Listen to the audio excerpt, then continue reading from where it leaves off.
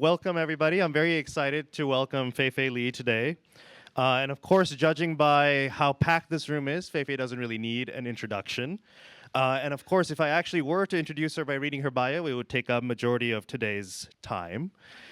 So I'll keep this brief. Fei-Fei is a professor at Stanford, where she was also my PhD advisor. She's the director of the Human-Centered AI Institute at Stanford. And during the years of 2017 and 2018, she was also the vice president at Google, and as well as the chief scientist of AI and machine learning at Google Cloud.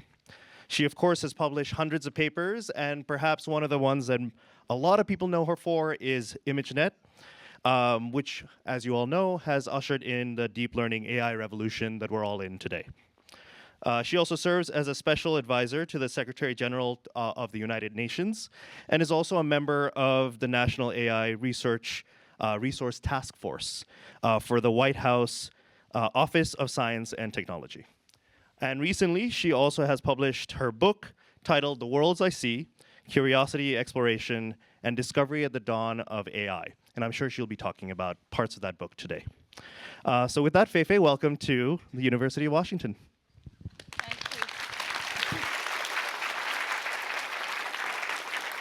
Thank you, thank you.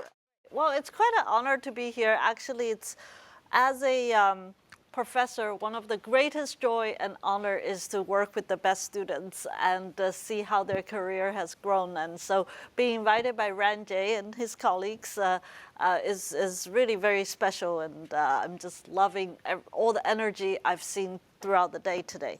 So, okay, so I want to share with you a talk that is a little bit meant at the high level and an overview of what I have done over the years through the lens of computer vision and the development of AI. So the title is What We See and What We Value, AI with a Human Perspective.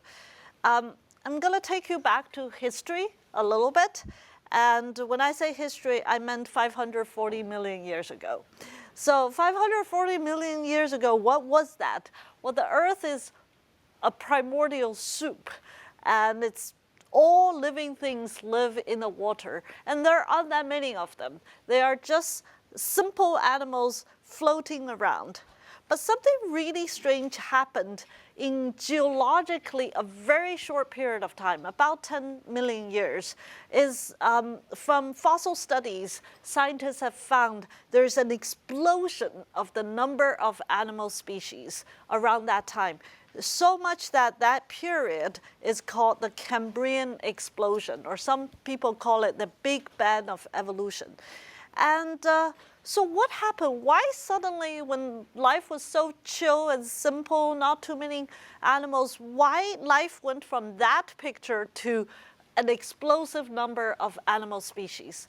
Well, there are many theories, from climate change to chemical composition of the water to, many things. But one of the leading theories of that Cambrian explosion is by Andrew Parker, a zoologist from Australia.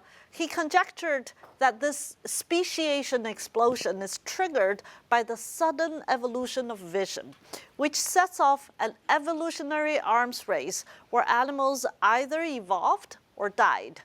Basically, he's saying, as soon as you see the first light, you see the world in a fundamentally different ways. You can see food, you can see shelter, you can become someone's food, and they would actively prey on you. And you have to actively interact and engage with the world in order to survive and reproduce and so on.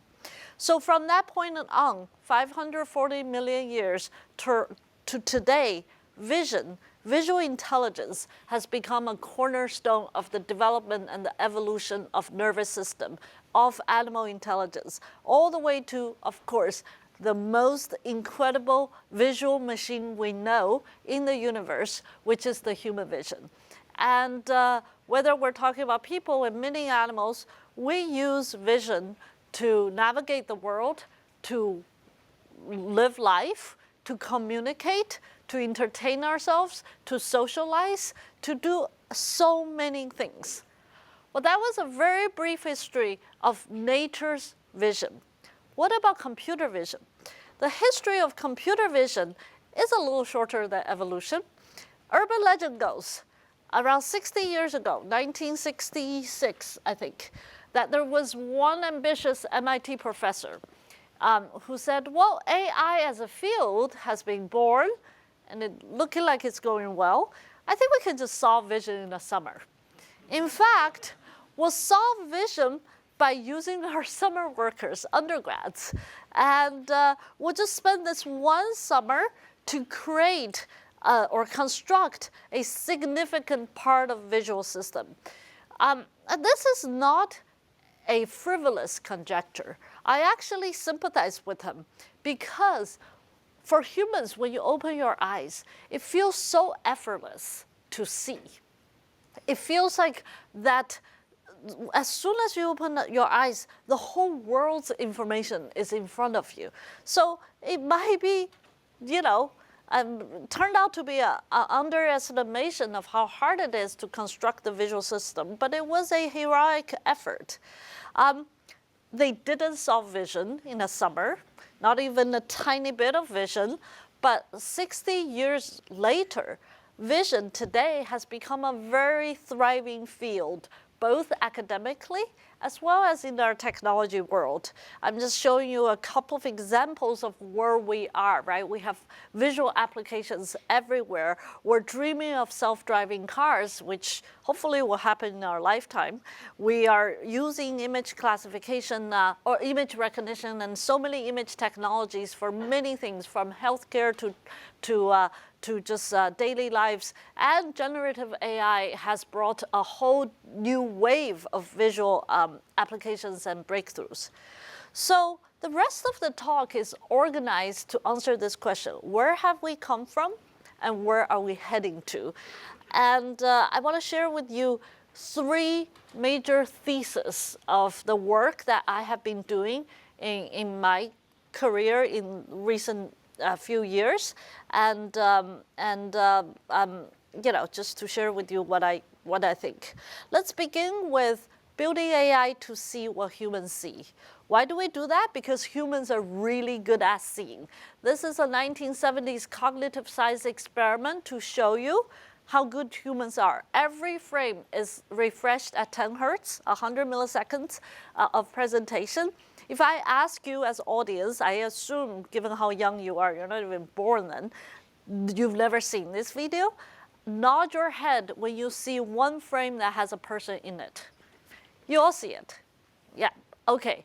You've never seen this video. I didn't tell you what the person looked like. I didn't tell you which frame it will appear. You have no idea the gesture, the clothes, everything about this, yet you're so good at detecting this person. Around the turn of the century, a group of French researchers had put a time on this effortlessness. It turned out seeing complex objects or complex categories for humans is not only effortless and accurate, it's fast. 150 milliseconds after the onset of a complex photo, either containing animals or not containing animals, humans, you can measure brain signal that shows that differential signal of pictures, of seeing pictures with animals and seeing pictures without animals. It means that it takes about 150 milliseconds in our wetware, right here, from the photons landing on your retina to the decision that you can make accurately. I know this sounds slow for silicons, but for our brain, for those of you who come from a little bit of a neuroscience background, this is actually super fast. It takes about 10 stages of spikes from passing from neuron to neuron to get here. So it's a very interesting measurement. And around the same time, neurophysiologists, so we've had psychologists telling us humans are really good at seeing objects. We've got neuroscientists telling us not only we're good at it, we're fast. Now, this last set of study, also neurophysiologists use MRI study to tell us because evolution has optimized recognition so much that we have dedicated neural correlates in the brain, areas that specializes in visual recognition. For example, the fusiform face area or the parahippocampal place area. These are areas that we see objects and scenes. So what all this has told us, these research from the 70s, 80s, and 90s have told us is that objects are really important for visual intelligence. It's a building block for people, and it's kind of become a North Star for what vision needs to do. It's not all the North Star, but it's one important North Star. And that has guided the early phase of my own research, as well as the field of computer vision. As a field, we identified that object recognition, object categorization is an important problem. And it's a mathematically really challenging problem. It's effortless for us, but to recognize, say, a cute animal, wombat, you actually have mathematically infinite way of rendering this animal, wombat, from 3D to the 2D pixels, whether it's lighting and texture, variations, or background clutter and occlusion variations, or viewing angle, camera angle occlusions, and so on. So it's mathematically a really hard problem. So what did we do as a field? I summarized the progress of object recognition in 3 phases. The first phase was concurrent, the very early phase, concurrent with the cognitive studies, is what I call the hand-designed features and models. This is where very smart researchers use their own sheer power of their brain to design the kind of building blocks of objects, as well as the model, the parameters and so on. So we see geon theory, we see generalized cylinder, we see parts and springs models, and these are in the 70s, 80s, or early 90s. They're beautiful theory, they're mathematically beautiful models, but the thing is they don't work. They're theoretically beautiful. Then there's a second phase, which I think is the most important phase, actually, leading up to deep learning, which is machine learning. Is when we have introduced machine learning as a statistical modeling technique, but the input of these models are hand-designed features like patches and parts of objects that meant to carry a lot of semantic information. And the idea is that in order to recognize something like a human body or a face or whatever, a chair, it's important to get these patches that contains ears and eyes and whatever, and then you use machine learning models to learn the parameters that stitch them together. And this is when the whole field has experimented with many different kind of statistical models, from BaseNet, support vector machine, boosting, conditional random field, random forest, and neural network. But this is the first phase of that. Something also important happened concurrently with this phase is actually the recognition of data. In the early years of the 21st century, the field of computer vision recognized it's important to have benchmarking datasets. Datasets like the Pascal VOC dataset, the Caltech 101 dataset, that is meant to measure the progress of the field. And they are also turned out they can also become some level of training data, but they're very small. They're in the order of hundreds and thousands of pictures and a handful of object categories. Personally, for me, this was around the time I stumbled upon a very incredible number. I call it, if you read my book, I call it the Biederman number. Professor Biederman, who sadly just passed away a year ago, is a cognitive psychologist studying vision and thinking about the scale and scope of human visual intelligence. And back of envelope, he put a guesstimate of humans can recognize 30 to 100,000 object categories in their lives. And it's not It's not a verified number. It's very hard to verify. This is a conjecture in one of his papers. And he also went on to say that by age 6, you actually learn pretty much all the visual categories that a grown-up has learned. This is incredible speed of learning, a dozen a day or so. So this number bugged me a lot because it just doesn't compare to all the data set we've seen at that point. And that was the reason, the inception of ImageNet, that we recognize, my students, Jiaden and collaborators, and I recognize that there's a new way of thinking about visual intelligence. It's deeply, deeply data-driven. And it's not just the size of the data, it's the diversity of data. And this is really history. You all know what ImageNet is, and it also brought back the most important family of algorithm that is high capacity and needs to be data-driven, which is convolutional or neural network algorithm. And in the case of vision, we started with convolutional neural network. For those of you who are very young students, you probably don't remember this, but even when I was a graduate student at the turn of the century, convolutional neural network was considered a classic algorithm, meaning it was pretty old and it didn't work, but we still studied it when I was a graduate student. It was incredible to see how data and the new techniques revitalized this whole family of algorithms. And for this audience, I'm going to skip this. This is really too trivial. But what happened is that this brought us the third phase of object recognition, and I would say more or less quite a triumphant phase of object recognition, where using big data as training and convolutional neural network, we're able to recognize objects in the wild in a way that the first two phases couldn't. And these are just examples.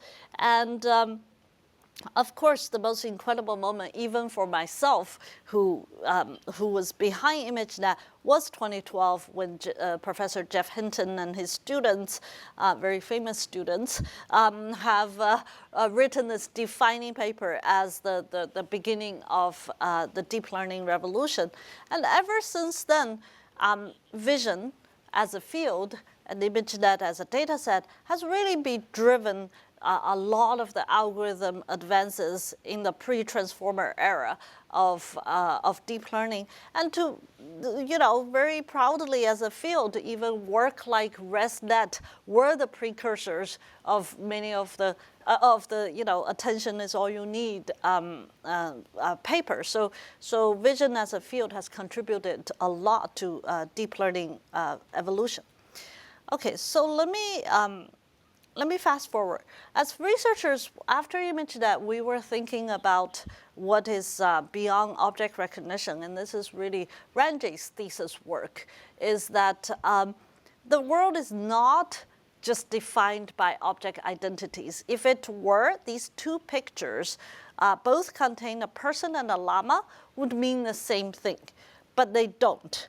I'd rather be the person on the left than the person on the right. Actually, I'd rather be the llama on the left than the llama on the right as well. So objects are important, but relationships, context, and structure and compositionality of the scene are all part of the richness of visual intelligence. And the ImageNet was not enough to push forward these kind of research. So again, heroically, Ranjay was really the key student who was pushing a new way of thinking about images and visual representation, mostly focusing on visual relationships. So the way Ranjay and we put together the next wave of work was through scene graph representation. We recognize the entities of the scene in the unit of objects, but also their own attributes as well as the inter-entity relationships. And we made a data set, it's a lot of work, called Visual Genome, that consisted of millions, hundreds of thousands of images, but millions of relationships, attributes, objects, and even, natural language descriptions of the images as a way to capture the richness of the visual world. There are many work that came out of visual genome, and a lot of them were written by Ranjay. But one of my favorite work is this one-shot learning of visual relationships that Ranjay did, where you use the compositionality of the objects to learn relationships like people riding horse, people wearing hat, but what comes out of it with the compositionality is almost for free, is the capability of recognizing long tail relationships that you will never have enough training examples, but you're able to do it during inference, which is like horse wearing hat or person sitting on fire hydrant. And that really taps into the relationship as well as the compositionality of images. And there were some quantitative measurement that shows our work at that time, now it's ancient time, that does better than the state of the art. We also went beyond just contrived labeling of objects or relationships that went into natural language. And there was a series of papers started with my former student, Andre Kapathi, many of you know, Justin Johnson, on image captioning, dense captioning, paragraph generation. I want to say one thing that shows you how badly, at least me, oftentimes scientists predicts the future. When I was a graduate student, when I was about to graduate, 2005, I remember it was very clear to me, my life dream as a computer vision scientist was to, when I die, I want to see computers can tell a story from a picture. That was my life dream. I feel that if we can put a picture into the computer and it'll tell us what's happening, the story, we've achieved the goal of computer vision. I never dreamed less than 10 years, just around 10 years after my graduation, this dream was realized collectively, including my own lab, by LSTM at that point and CNNs. It was just quite a remarkable moment for me to realize, first of all, it's kind of the wrong dream to say that that's the end of the computer vision achievement. Second, I didn't know how fast it would come. So be careful what you dream of. That was the moral of the story. But static relationships are easier. Real world is full of dynamic relationships. Dynamic relationships are much more nuanced and more difficult. So this is fairly recent work. It was, I think, NeurosCience 2 years ago. And we're still doing this work on multi-object, multi-actor activity recognition or understanding. And that is an ongoing work. I'm not going to get into the technical details, but the video understanding, especially with this level of nuance and detail, still excites me, and it's an unsolved problem. I also want to say that vision as a field has been exciting not only because I'm doing some work in it, it's because some other people's work, and these are none of these are my own work, but I find that the recent progress in 3D vision, in pose estimation, in image segmentation, well, with Facebook SAM and all the generative AI work has been just incredible progress. So we're not done with building AI to see what humans see, but we have gone a long way. And part of that is the result of data, compute, algorithms like neural network that really brought this deep learning revolution. And as computer vision scientists, I'm very proud that our field has contributed to this. And AI's development has been, and I continue to believe, will be inspired by brain sciences and human cognition. And for this section, I'm very appreciative of all the collaborators, current and former students, and Ranjay, you're a part of them, and who has contributed. Let's just fast forward to building AI to see what humans don't see. Well, I just told you humans are super good, But I didn't tell you that we're not good enough. For example, I don't know about you, but I don't think I can recognize all these dinosaurs. And in fact, recognizing very fine-grained objects is not something humans are good at. There are more than 10,000 types of birds in the world.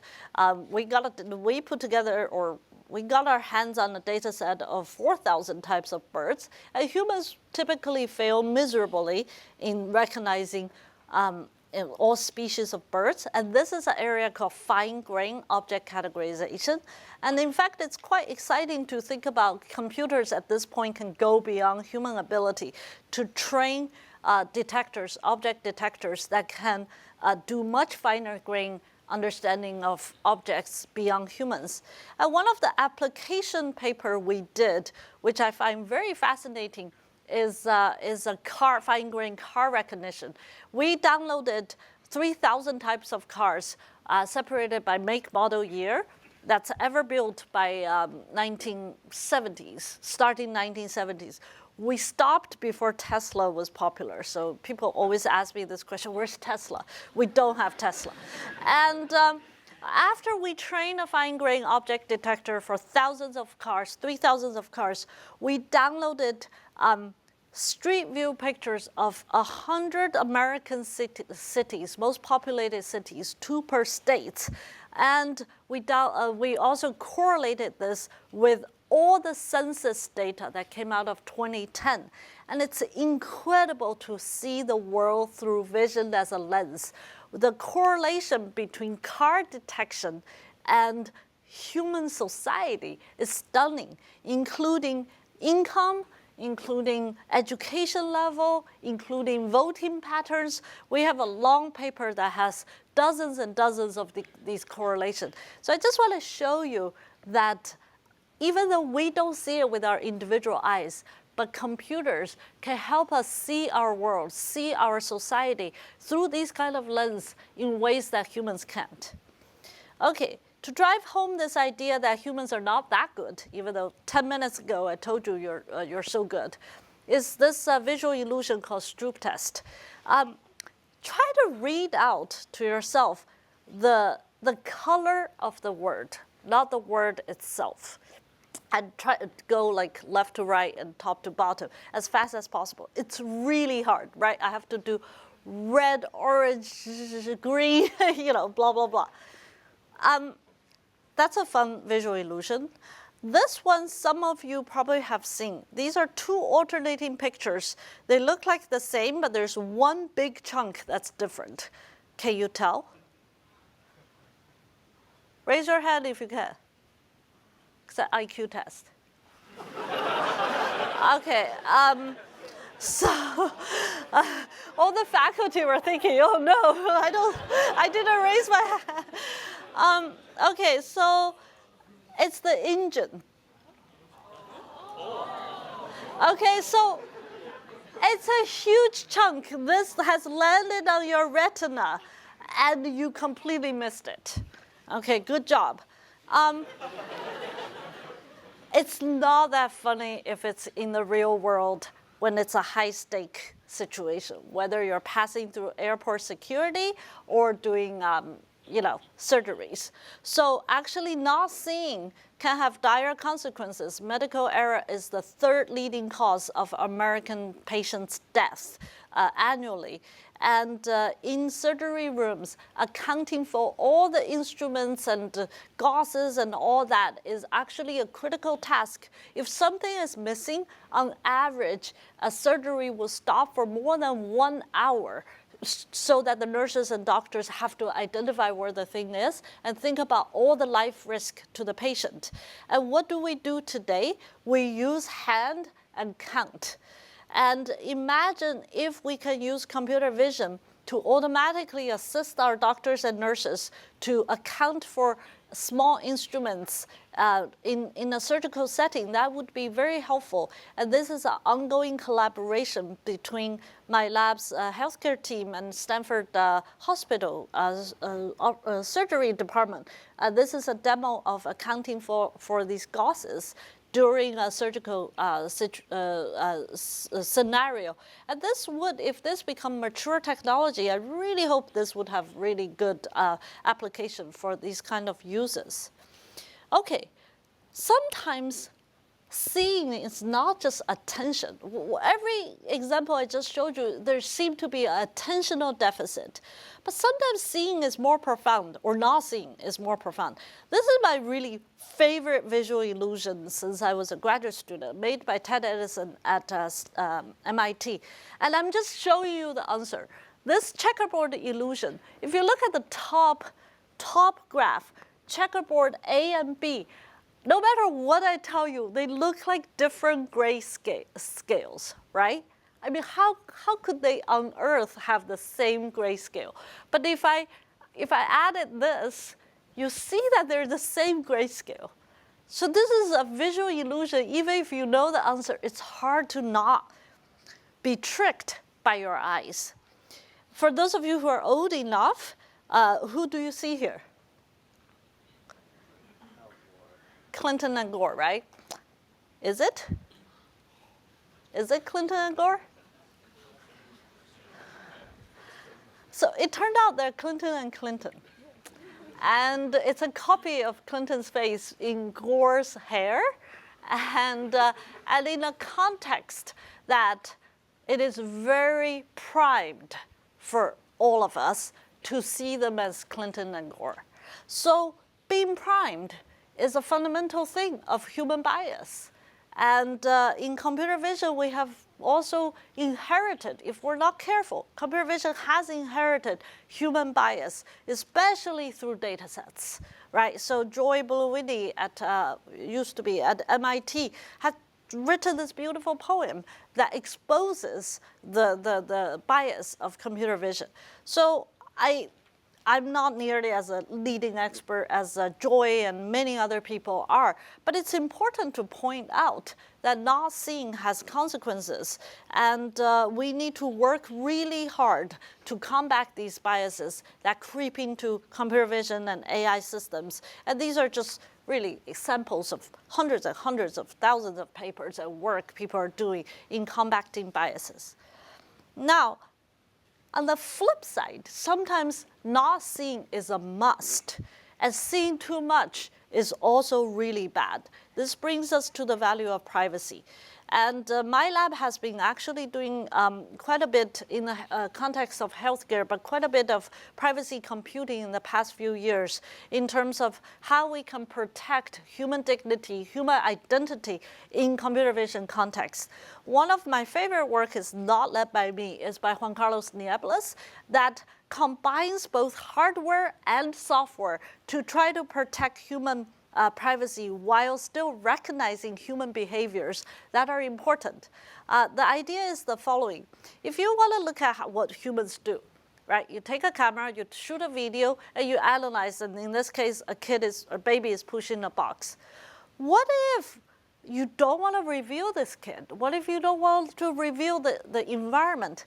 Can you design a lens that blurs the raw signal? Like you never take the pure pixel signal. What if the designed lens give you a signal like that? So for humans, you don't even see the baby. Well, that's exactly what they did. They designed a warped lens. And the lens gives you raw signal in the top row, but they also designed an algorithm that retrieves not super resolution. They have no intention to recover the identity of the people, but just to recover the activity they need to know. This way, their combined hardware-software approach not only protects privacy, but it also read out the insight that whether you're in transportation cases or healthcare cases, that is relevant to the application uses. So building AI to see what humans don't see is part of computer vision's quest. It's also important to recognize sometimes what humans don't see is bad, like bias. But sometimes what we also want to make computer not see the things that we want to preserve privacy for. So in general, AI can amplify and exacerbate many profound issues that has plagued human society for ages. And we must commit to study and forecast and guide AI's impact for human and society. And many students and former students have contributed to this part of the work. Let's talk about building AI to see what humans want to see. And this is where really putting human more in the center of designing technology to truly help us. When you hear the word AI, well, you're kind of a biased audience, but when the general public hear about AI today, what is the number one thing that comes to their mind? Maybe anxiety, right? A lot of that anxiety is labor landscape, jobs. And this is very important. And if you go to like headlines of news, every other day we see that. But there is actually a lot of cases where human labor is in dire shortage. And again, this brings me back to the healthcare industry that I also work with. America was missing at least 1 million nurses last year. And the situation is just worse and worse. I talked about the medical era situation in our healthcare system. The aging society is exacerbating the issue of lack of caretakers. And a lot of these burdens fell on women and people of color in very unfair ways. Caretaking is not even counted in GDP. So instead of thinking about AI replacing human capability, it is really valuable to think about AI augmenting humans and to lift human jobs and to also give human a hand. Especially healthcare, from a vision perspective, there are so many times and so many scenarios that we're in the dark. We don't know how the patient is doing. We don't know if we're doing, if the care delivery is high quality. We don't know where that small instrument was missing in a surgical room. We don't know if we're making a pharmaceutical error that might have dire consequences. So in the past 10 years, my lab and I and my collaborators have started this fairly new area of research called ambient intelligence for healthcare, where we use smart sensors, mostly depth sensors and cameras, and machine learning algorithms to glean health critical insights. Most of this work, earlier work, was summarized in this Nature article called Illuminating the Dark Spaces of Healthcare with Ambient Intelligence. I'll just give you a couple of quick examples. One case study is hand hygiene. We started this work way before COVID, and everybody thought this is the most boring project. But when COVID came, it became so important. It turned out that hospital-acquired infection kills 3 times more people in America than car accidents every year. And a lot of that is because of doctors and nurses carrying germs and bacteria from room to room. So WHO has very specific protocols for hand hygiene, but humans make mistakes. And now the way to monitor that by hospitals is very expensive, sparse, and disruptive. They put humans in front of, I don't know, the patient rooms and try to remind the doctors and nurses. So you can see this is completely non-scalable. So my students and I have been collaborating with both Stanford Children's Hospital and Utah's Intermountain Hospital by putting depth sensors in front of these hand hygiene gel dispensers, and they're using video analysis and activity recognition system to watch if the healthcare workers are doing the right thing for hand hygiene. And quantitatively, the bottom line is the ground truth of human behavior. You can see that the computer vision algorithms' precision and recall is very high compared to even human observers that we put in the hospital, in front of the hospital room. Another example is ICU patient mobility project, where we know getting patient to move in the right way in the ICU is really important. It helps our patients to recover. And on top of that, ICU is so important. It's 1% of US GDP is spent in ICU. Healthcare is 18%. So this is where patients fight for death and life, and we want to help them to recover. We work with Stanford Hospital to put these sensors, again, RGBD sensors, in ICU rooms, and we study how the patients are being moved. Some of the important movements that doctors want patients to do include getting out of bed, getting in bed, getting in chair, getting out of chair, these things. And we can use computer vision algorithm to help the doctors and nurses to track these movements and so on. So this is, again, a preliminary work. Last but not least, the aging in place. Aging is very important, but how do we keep our seniors safe, healthy, but also independent in their living? How do we call out early signs of whether it's infection or mobility change, sleep disorder, dietary issues? There's so many things. Computer vision plays a big role in this. We are just starting to collaborate actually with Thailand and Singapore right now to get these computer vision algorithms into the homes of seniors, but also keeping in mind the privacy concerns. So these are just examples. Last but not the least, I'm actually still very excited by the long future, where I think no matter what we do, we probably will enter a world where robots collaborate with humans to make our lives better. So ambient intelligence is passive sensor. It can do certain things, but eventually I think embodied AI will be very, very important in helping people, whether it's firefighters or doctors or caretakers or teachers or so on. And technically, we need to close the loop between perception and action to bring robots or embodied AI to the world. Well, the loop is, the gap is still pretty high. This is a robot. I don't know, it's a Boston Dynamics robot or some kind of robot. It's a pretty miserable robot trying to put a box and miserably failed. And I know there's so many robotic research is also really progressing really fast. So it's not fair to just show that one example. But in general, we are still, a lot of robotic learning and robotic research right now is still on skill level tasks, short horizon goals, and closed world instruction.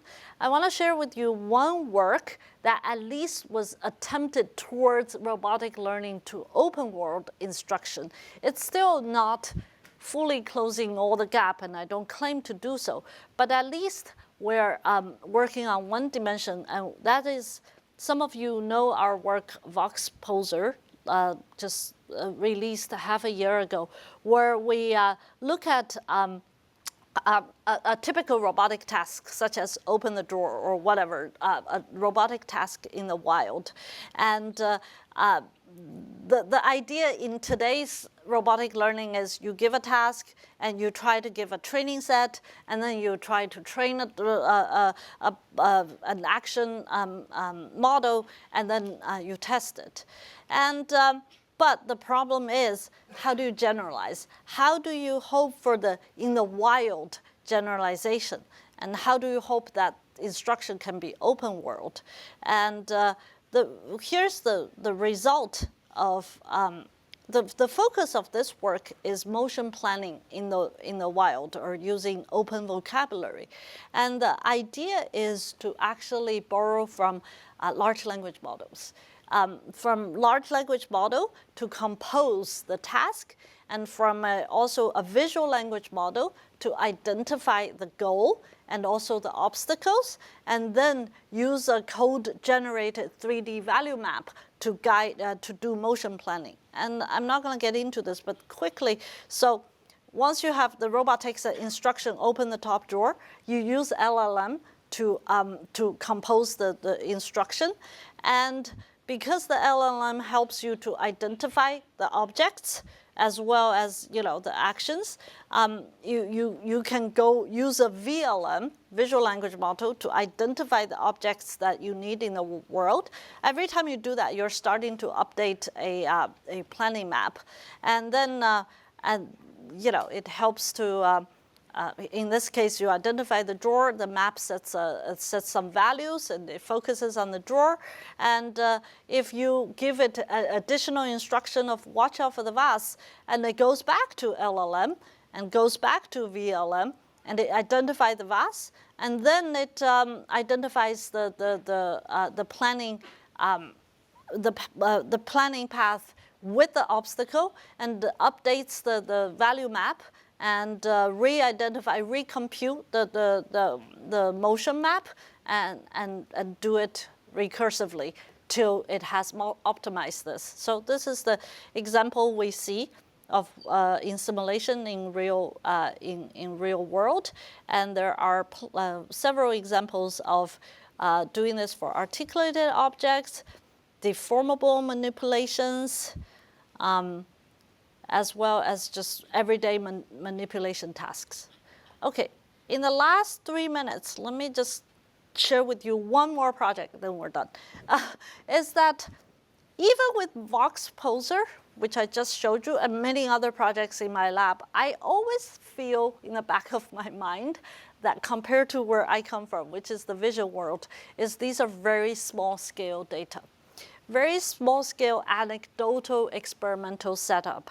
And there's no standardization, and the tasks were more or less lab specific. And compared to the real world, which is so complex, so dynamic, so variable, so interactive, and so multitasking, it's just unsatisfying. And how do we make progress in robotic learning? Vision and NLP has already shown us that large data drives learning so much, and the kind of effective benchmarking drives learning. So how do we combine the goal of large data and effective benchmarking for robotic learning has been something on my mind. And this is the new project that we have been doing, actually it's not so new anymore, for the past 3 years, called Behavior, Benchmark for Everyday Household Activity in Virtual, Interactive, and Ecological Environments. And let me just cut to the chase. Instead of small anecdotal tasks that we want to train robots on, we want to do 1,000 tasks. 1,000 tasks that matter to people. So we start actually by a human-centered approach. We literally go to thousands of people and ask them, would you like a robot to help you with? So let's try this. Would you like a robot to help you with cleaning kitchen floor?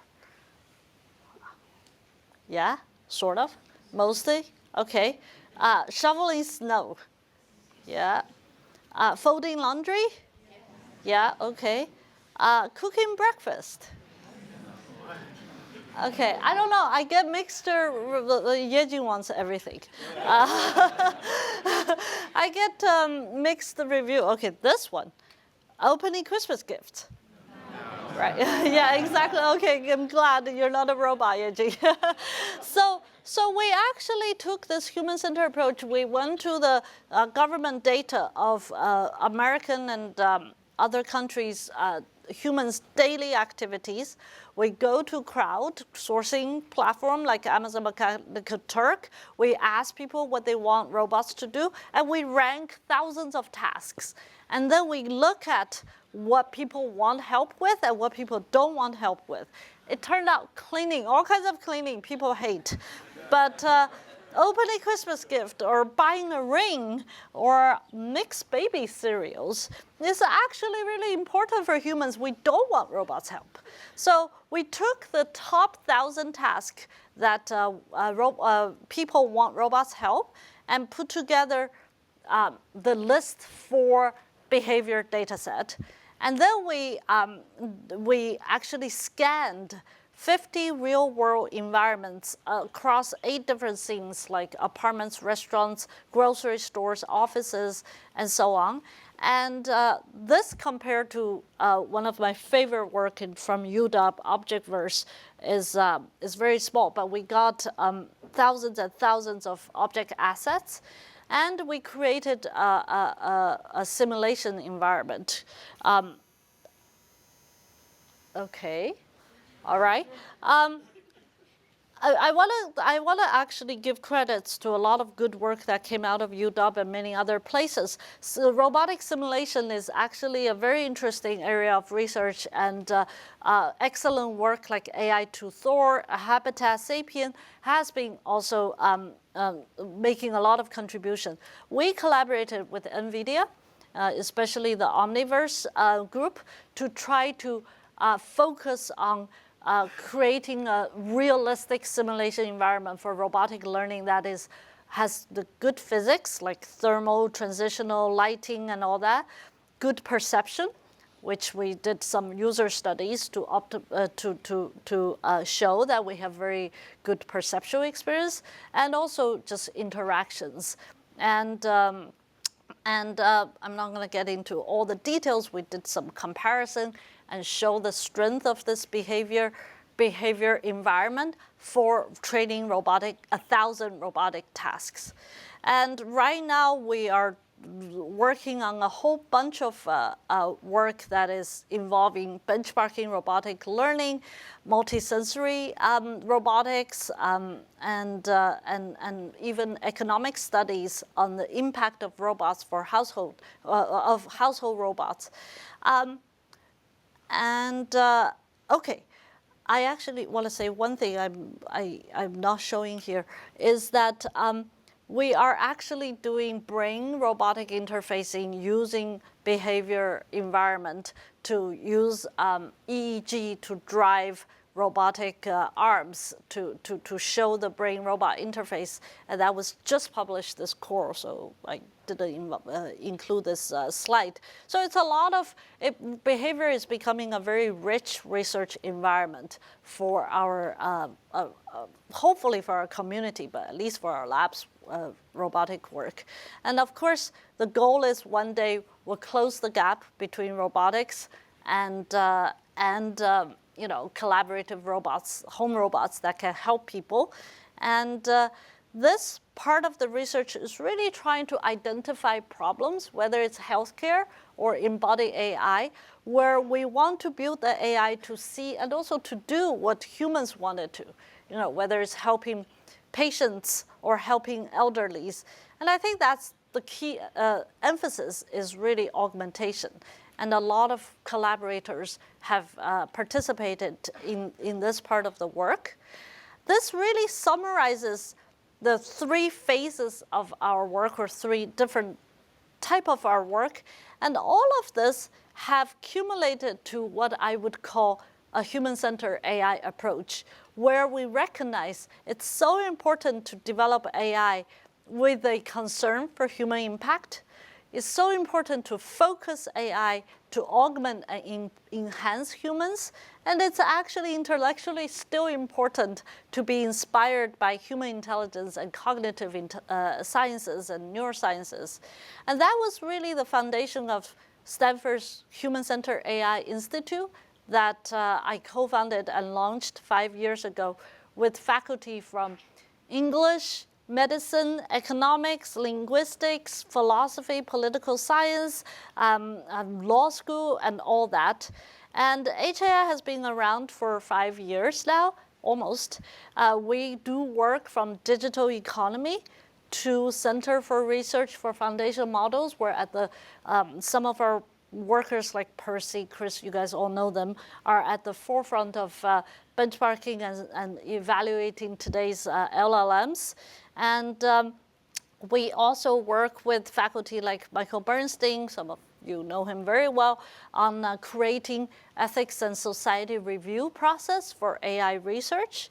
And we also focus on educating not only ethics-focused AI to our undergrads, but also really bring that education to the outside world, especially for policymakers as well as business executives.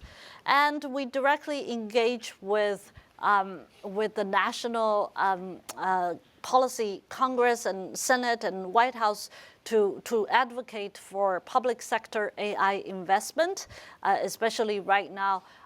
In fact, UW is part of the partner, and also senators from Washington State are extremely important for this, is to advocate the next bill for National AI Research Cloud. So this really concludes my talk. I hope that was a pretty dense, quick overview of a human-centered approach to AI, and I'm happy to take questions.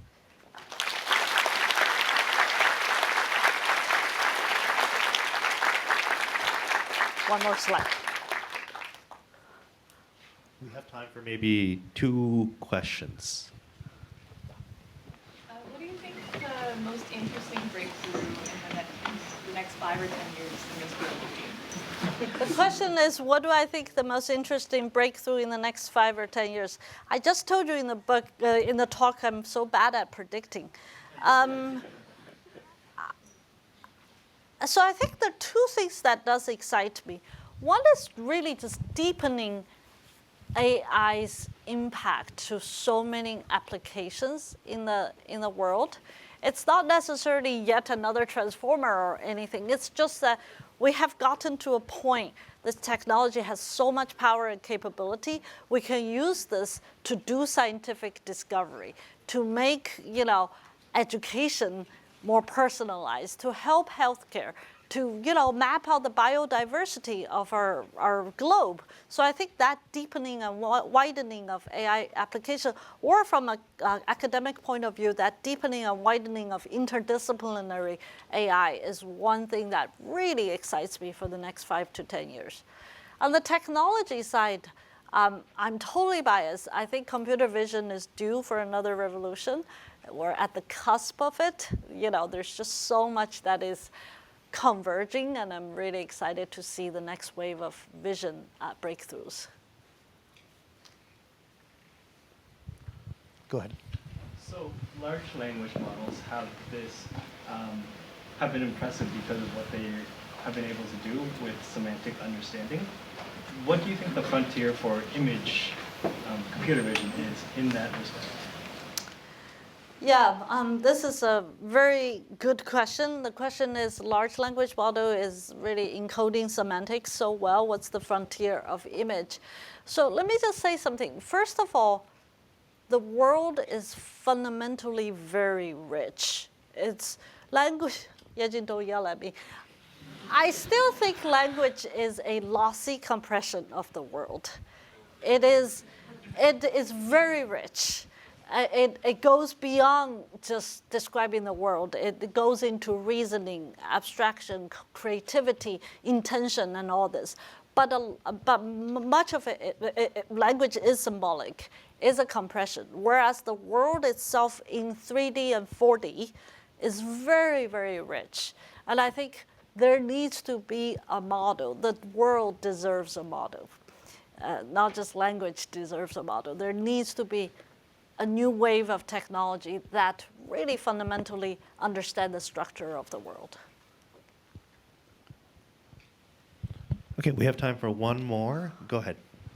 I really agree that language can be a lossy compression of the real world. I just sort of wonder what's your opinion on just how English as a whole is just so much dominating the research field itself? All these labeled data sets are labeled in English, while other language might have different ways of describing objects, describing the relationship between objects. That sort of lack of diversity, how do you feel about it? Right, so the question is about bias of English in our dominating data sets of our AI. I think you're calling out a very important aspect of what I call the inherited human bias, right? Our data sets,